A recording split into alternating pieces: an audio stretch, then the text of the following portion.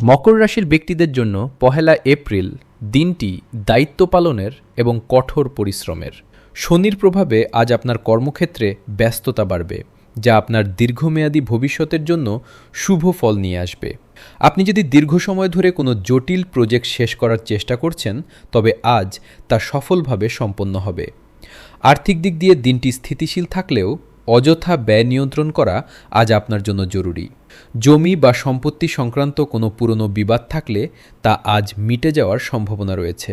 পারিবারিক জীবনে আপনি গুরুজনদের পূর্ণ সমর্থন পাবেন, যা আপনাকে কাজ করার মানসিক শক্তি দিবে।